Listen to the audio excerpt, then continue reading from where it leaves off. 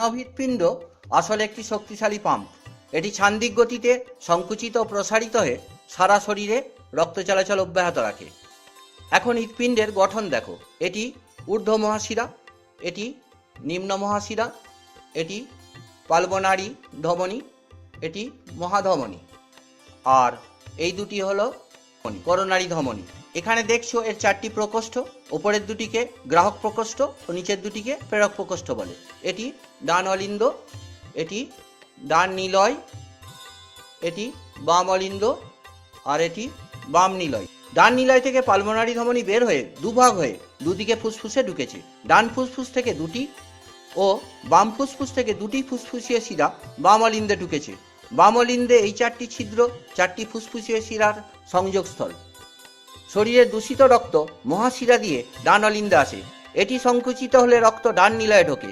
এর সংকোচনে রক্ত পালমোনারি ধমনী বেয়ে এর বাম শাখা দিয়ে বাম ফুসফুসে, ডান শাখা দিয়ে ডান ফুসফুসে যায় ও পরিশোধিত হয়। ডান ফুসফুস থেকে বিশুদ্ধ রক্ত এই দুটি শিরা দিয়ে বাম অলিন্দে প্রবেশ করে।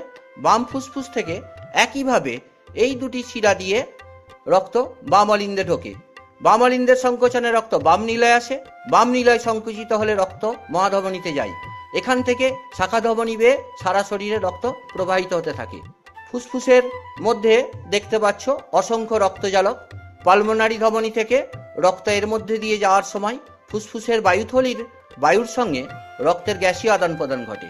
ব্যাপন ক্রিয়ায় রক্ত থেকে কার্বন ডাইঅক্সাইড নির্গত হয় ও রক্তে অক্সিজেন যুক্ত হয়। এখানে দেখতে পাচ্ছ কার্বন ডাইঅক্সাইড বেরিয়ে যাচ্ছে ও রক্তে অক্সিজেনের অনুপ্রবেশ ঘটছে। এইভাবে রক্ত ফুসফুসে পরিশোধিত হয়।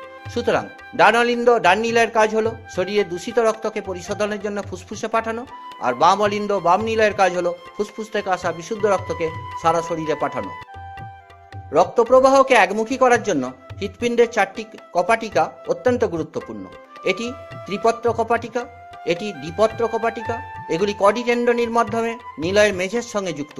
নিলয় সংকোচনের মুহূর্তে এই দুটি কপাটিকা বন্ধ হয়ে যায়, তখনই হৃৎপিণ্ডের লাভ ধ্বনি শোনা যায়। আচ্ছা, এখানে দেখানো হয়েছে অর্ধচন্দ্রাকার কপাটিকা, আর একটা রয়েছে অ্যাওর্টিক কপাটিকা। এই দুটি বন্ধ হওয়ার মুহূর্তে হৃৎপিণ্ডের ডাব ধ্বনি শোনা যায়। হৃৎপিণ্ডের ছান্দিক সংকোচন ও প্রসারণ নিয়ন্ত্রণ করে এসে নোড। এখানে উৎপন্ন বিদ্যুৎ তরঙ্গ অলিন্দের গায়ের হৃৎপেশিকে উদ্দীপ্ত করে এভি নোডে আসে। এই উদ্দীপনায় অলিন্দের সংকোচন ঘটে। এভি নোড থেকে তড়িৎ তরঙ্গ একটু বিলম্বিত হয়ে হিজের বান্ডিলের মাধ্যমে পার্কিনজি তন্তুতে সঞ্চারিত হয়। এর প্রভাবে নিলয় সংকুচিত হতে থাকে।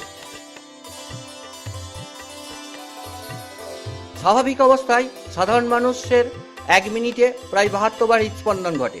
প্রতিটি হৃদস্পন্দন প্রায় 0.8 সেকেন্ড স্থায়ী হয়।